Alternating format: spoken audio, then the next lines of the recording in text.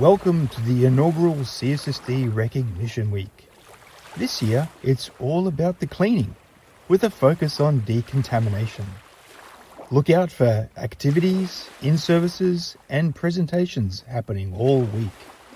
Now, when you look at these waves, are you thinking what I'm thinking? Those waves can be used to clean. Okay, maybe not these waves. A little bit too peaceful. What we need is something more powerful. What about the power of ultrasonic sound to make a real splash?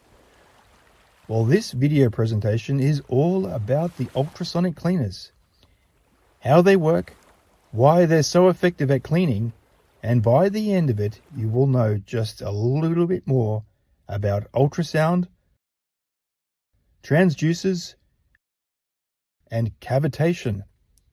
3 related concepts that are at the heart of all ultrasonic cleaners. Now let's get started with some basics. You might be wondering, what the heck is ultrasonic cleaning, and how does it really work? If you thought it sounds like some kind of superhero cleaning process, you're not far off.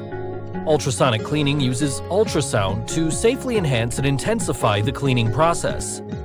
And ultrasonic refers to sound waves with a frequency above the upper limits of human hearing, so yeah, superhuman sound waves. Frequencies greater than 20,000 Hz is considered to be ultrasonic. An example of this would be a dog whistle, which emits a sound that dogs can hear, but we as humans cannot.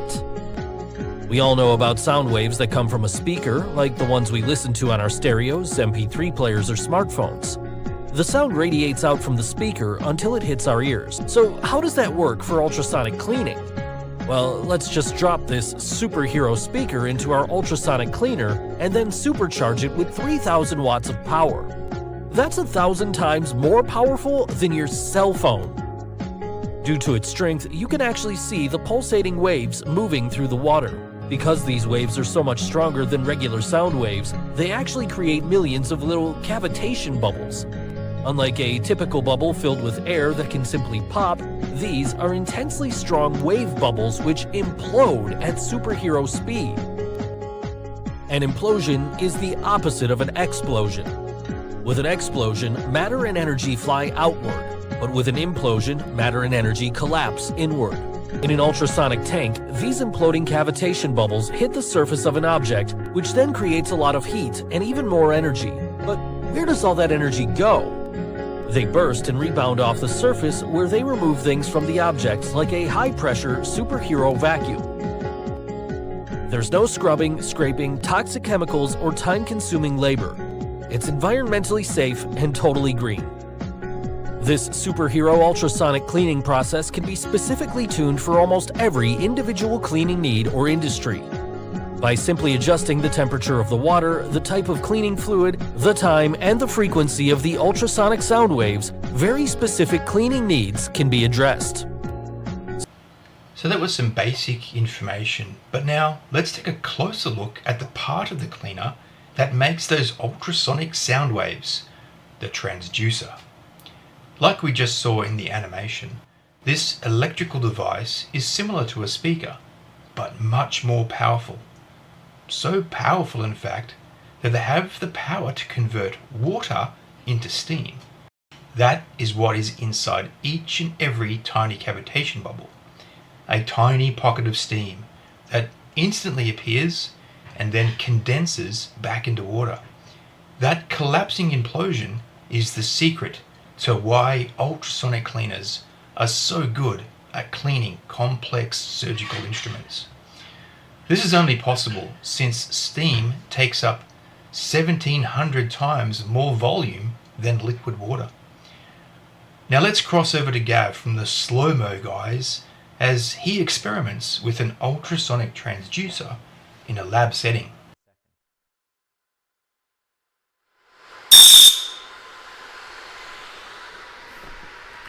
Whew, so loud. Oh, this is interesting. Yeah, so what we're seeing here is cavitation bubbles Basically, the sonicator is moving so fast and so frequently that it's just tearing these little voids in the water where a bubble forms, but there's not actually air in there, it's just a gap in the water. And then the forces opposing that cause it to collapse in. But because the sonicator is moving so fast, they're constantly opening and closing to create these shock waves all throughout the liquid. And every time one of these bubbles implodes, it also creates heat. Thanks, Gav. So, are we starting to get a clearer picture of what is going on inside the ultrasonic washers when we use them? So it starts with the transducer. It pushes out ultrasonic energy into the water and detergent solution, resulting in a tiny cavitation bubble. Actually, millions of them every single moment, everywhere in the tank. This is how the ultrasonic cleaners are so effective at cleaning.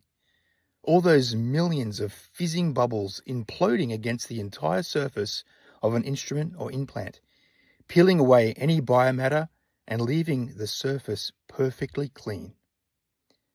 But you may be wondering, how can the cavitation bubbles be made of steam when the water in the tank is not 100 degrees? Well, this relates to another factor, not just the temperature, but also the pressure.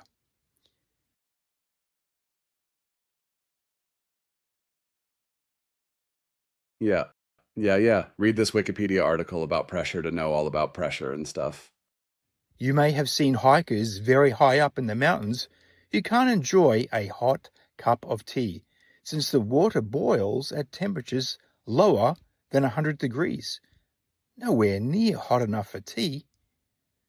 This is because the low pressure, due to the high altitudes, lowers the boiling point. The powerful transducers in the ultrasonic cleaners can induce massive pressure changes in the water, 40,000 times every second.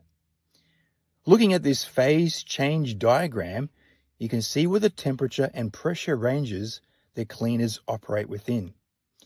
Notice how the pressure is reduced to the point where the water is vaporized into a gas, into steam, but without even going above 50 degrees.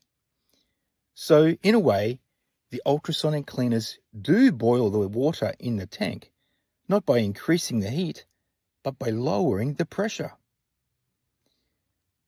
Now, the ultrasonic cleaners in use in CSD have 10 transducers under the tank, similar to these tanks being made here. For the cleaning to be effective across the entire tank, every one of these transducers needs to be functional. So, monitoring its power output is a crucial part of CSSD's quality control program.